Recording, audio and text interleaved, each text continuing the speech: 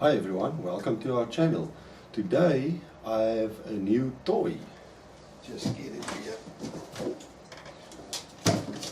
I got myself a Forster Co-Ax single stage press that I'm going to be using to load up a few 243 Winchester rounds, and then we'll see in future I might get some more rifles and use it for that as well.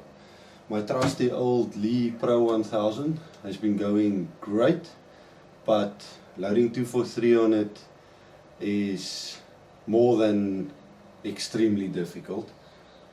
One problem obviously is the 243 is a bit long, so getting bullet seated is an issue, and I don't have a large primer feed tube, so I can't press primers into the cases.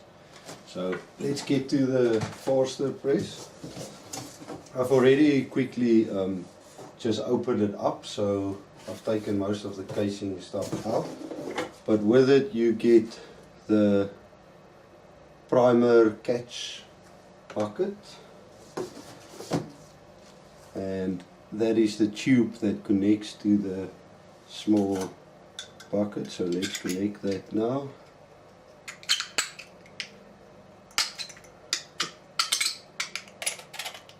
It's a bit tight. Get to it.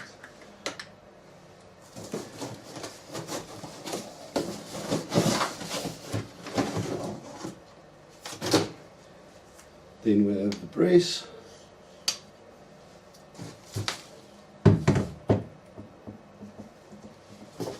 And there's a mounting and user manual in it. We have the handle and some important parts enclosed. So I'm going to quickly remove my Pro 1000, and I'm going to mount the press to the table, and then I'll get back to you guys and we can start assembling everything and setting it up for my 243. Okay, now I've got the press mounted to the table. I wasn't in the mood for going all out, so I used nice long chipboard screws to mount it. We'll see if it holds. I think it will. So the only assembling I've done already is I've assembled the spent primer tube to the catcher, and we are going to install that now. Fits through the hole and literally screws in by hand. Just hand tighten it, and then we need to install the handle. So it looks like the handle uses an Allen key, so let's see what we've got in here. So here I have, this is the only additional stuff that came with the press. So you've got two of the locking rings. There's an Allen key to lock the rings, and there's two other Allen keys and a small primer press, and this is to align the primer press with the bullets. Look there, that's to align it, and that's a small primer press, two Allen keys and the locking rings. So now let's quickly tighten the handle. I think it's the larger one of the Allen keys.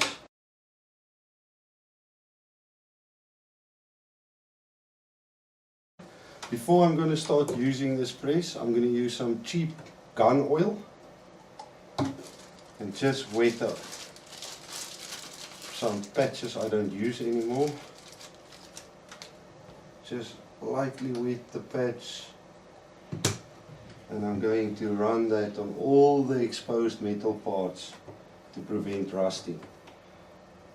Just a nice wipe with a oily patch, and this should ensure nothing rusts. It's quite damp here in my garage, so I prefer to do that, as some of my other dies has already rusted and they're not even a year old.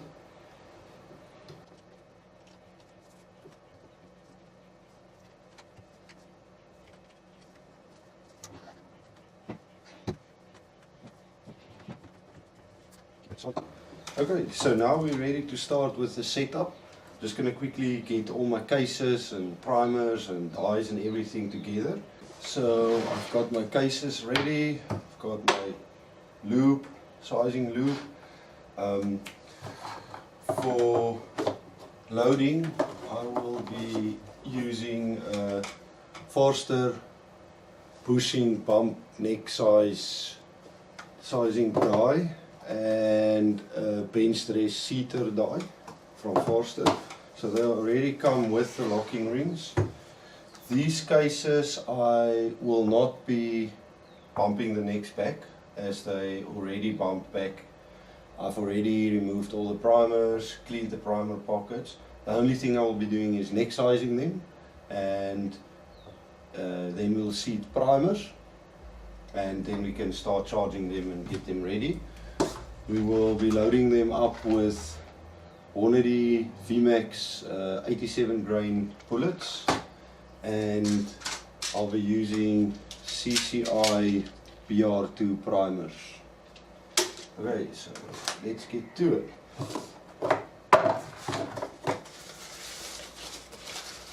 So here's the bump neck bushing die. So to set this up, I will remove the decapping assembly. I will also remove the bushing that I used for different cases. And I'm going to install this. I just want to unscrew it a bit.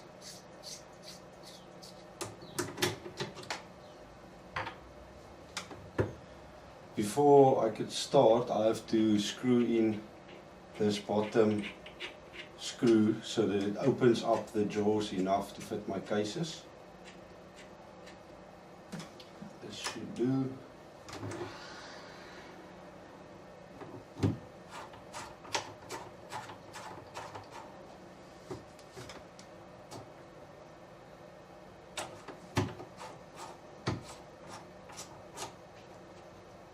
So I'm just going to screw in this die until it touches the top of the case, because we're not going to bump it. Then I'm going to remove it, and we're going to tighten this lock ring so it stays locked in the same position. So we'll take one of the Allen keys that was applied and don't move it, and we tighten up the lock ring. This is an aluminum lock ring, so don't over tighten it. You will strip it. You see there's the lock ring tightened around the die. So now we're going to put the die back, and you're going to see, so not bumping the neck back. And so this bushing that I had in here was the 0.270. I'm going to replace that with the 0.268, as the last time I used that on these cases and the bullets were loose, so I had to scrap that whole idea and start over again. When you install the bushing, you'll see the one size has a chamfer and the other size doesn't. The chamfer size goes in, pointing down, so you throw that in there. Then we'll unscrew the decapping pin, as I'm not going to use that.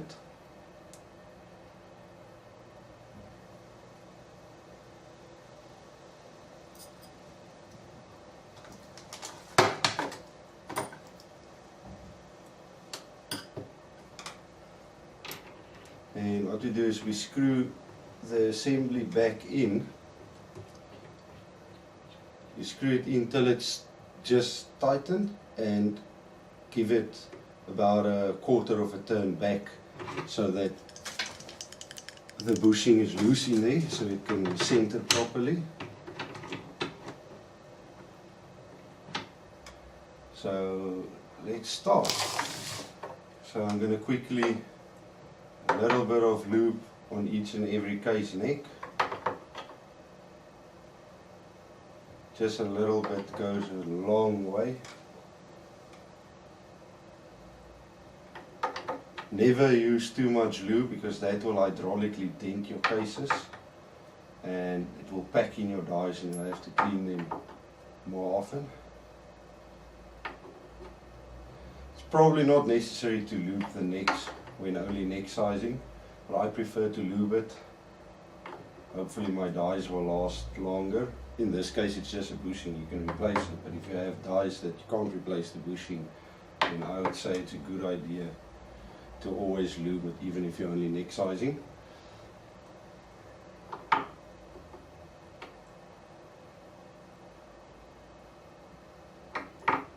So this press doesn't have shell plate holders like your Reading and your Lee and RCBS presses. This has a universal case locking mechanism. So you just put a case down, as soon as you lift it, the case is stuck and it's in there. The case can move to the left and right, and your die can move forward and backward. So this ensures that your case is always centered in line with the die, and that also reduces a lot of run out and other issues. I'm not saying this is better than an RCBS or a Reading, I don't know. The only press that I have used is the Lee Pro 1000 that I've used a lot for my pistol reloading, and I've used a very entry-level Lee press.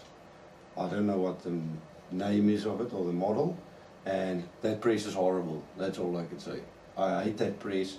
You can't get proper consistent seating depths, and it irritates me. And that was at a friend, so this is why I bought this press, so I can do it properly and not struggle. So next size them. Before we continue, I want to see if this is actually the correct bushing. Let's see if the bullets will go in tightly. This actually doesn't look like the correct size, because this bullet I can push in by hand. Okay, so this bushing is still a bit big, so I'm just going to load up. I'm going to do 5. I'm going to shoot them at the shooting range next week and see how it goes. If the neck tension isn't correct, then I'll have to replace this bushing with a smaller bushing. Okay, so there's 5. Now we're going to quickly do the primers on those cases.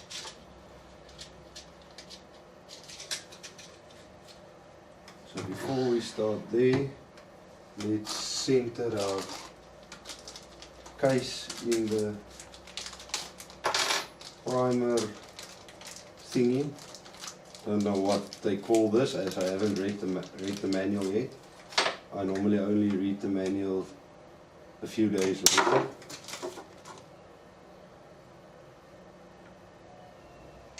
So we use this from the bottom up, I think. Yes, use this from the bottom up. You use the large one for 243, as 243 uses large rifle primers. So we'll take the middle, no, take the largest Allen key, unscrew these 3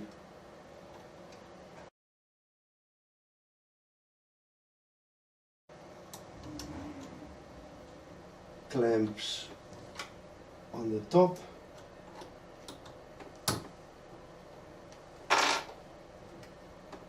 And then we'll quickly install a case, and then we can bring them in so they grab the case.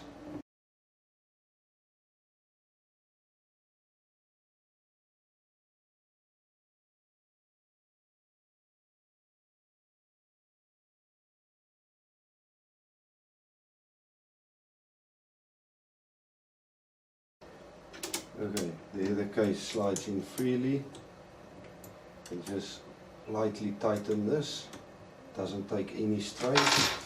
So now we can try and seat the primer.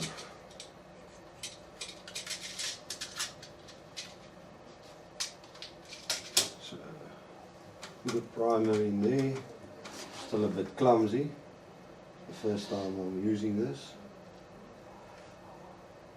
So you'll put the primer in there with the anvil facing up. Supposed to be common sense, but and then you just press it. You can press this thing as hard as you want. It's set to always seat the primer the exact same depth. And that's what I like about this press. It's not like the Lee Pro 1000 where if you press it too hard the primer has a dent in it and nonsense like that. This thing seats it exactly at the same depth every time. I'm going to remove 4 primers here.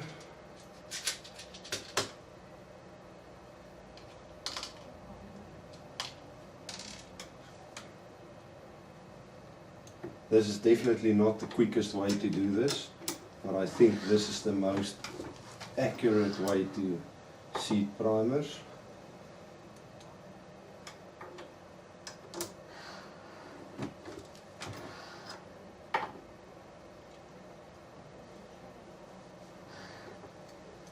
It's actually not bad. Not as fast as a Lee hand prime, but it works nicely. Okay, so all the primers seated. So now we can quickly start with measuring of our powder. I'm not going to include the powder measuring and throwing it into cases in this video, as it's my load that I developed for my own rifle, and watching me weigh off powder and stuff is going to waste everyone's time. I don't have a digital electronic powder measure. I have to do everything by hand. I use a digital scale for that, and I use a hand powder trickler, and it takes quite some time to throw enough powder for 5 rounds. So I'll quickly do that. Okay, so I've charged 5 cases. Now we're quickly going to seat the bullets. This might take a while, but I'm going to go through the full process so you can see exactly how I do it. This might not be the correct way to do it, but this is how I do it and how I find it works best. So here is the Forster bench rest seater die. This is not the micrometer one. I don't see the need for the micrometer one, except if you have multiple firearms in the same caliber that you load different length rounds for. So what I'm going to do is I'm going to unscrew this. I'm going to seat this in the press. I'm going to bring the press up to max, and I'm going to screw in the die until it touches the shell plate, and I'm going to turn it just a little bit back. Then I'm going to remove it, trying not to turn it, and let's quickly tighten the locking ring. Put it back and see. Yes, perfect. As you can see, this die has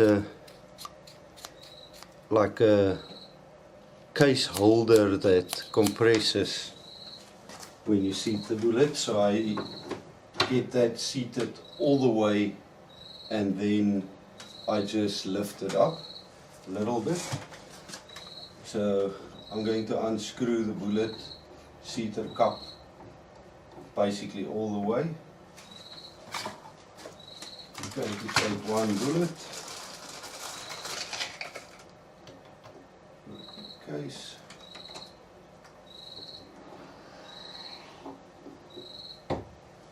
and then I'm going to twist this until it touches the bullet and slowly go down till I get my length I need. As these bullets is a bit loose in these necks, I have to check it constantly. So I'm feeling now they're so loose that when I screw the cup down, it actually pushes the bullet into the case. And what I don't understand is, for 243, when you buy the bushing bump neck sizing die kit, you get 3 bushings with. You get a .268, you get a 2.270 and you get a 0.272. Now I'm using in that die the 0.268 and it's still too big. So I don't know, it looks like it's not making a difference versus the 0.70. It feels exactly the same. It's actually very loose. But what I'm going to do to speed up this process is I've made a round that is roughly where I want it. This is a little bit longer because this was to seated touching the lens. So I'm going to use that and slowly turn this in until it touches. Then I know I'm close to where I need to be and I don't have to go and measure the whole time. So let's push this in and then we can measure it.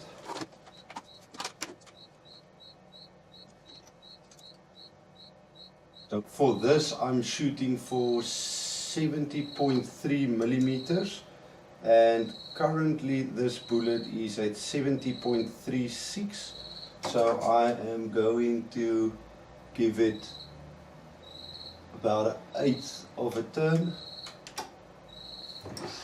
Quickly press it in again and this should give me my 70.3 hopefully. This is actually a bit short, 70.26. You see the problem? I can pull the bullet out by hand. Now that's never a good sign. So I'm going to do this again. At the end of the day this is going to be a waste of my time. I'll have to go and get a new bushing before I can actually start loading. This is 70.33. Let's just give it another push as is. 70.32. So I need just a touch and I'm going to tighten this. I'm not going to change it anymore. If it's not 100% where I want it, I don't mind as long as all of them are consistent. And this is now 70.28.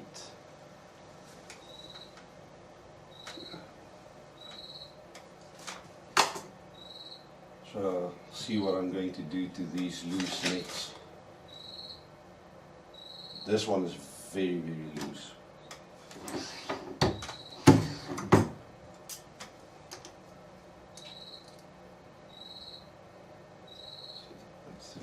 Okay, so we've got the length now.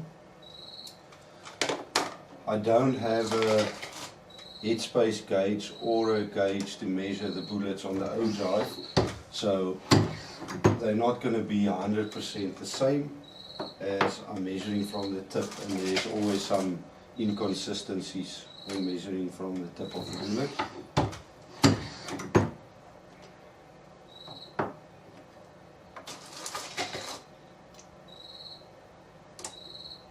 This press works brilliantly, and for some reason this bullet is seating properly. I felt this one when it went in the press that there was a lot more resistance to it as well, and this one is also quite a bit longer. It's 1/10 of a millimeter longer, but if I look at, I won't be able to see a 1/10 of a millimeter by eye, but I'm going to leave it at that. So my initial findings of this press, it's brilliant. Hy moet regop wees, nee? Regop, hy's reg. Nee, wag, hy's regop. Okay, kom, trek. Twee hande, nee, trek. Nog. Assai. Dan lig ons hom op.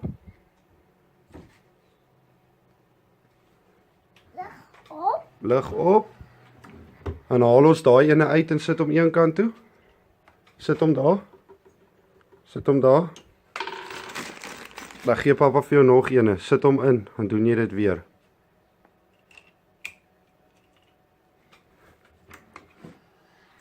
Trek, 2 hande. Nog. Asai, lig op. Al die pad, tot bo. Lig. Haal ons daai ene uit en sit hom een kant. Sit hom weer daar. Dan gee ek vir jou nog ene. Hierso is nog een.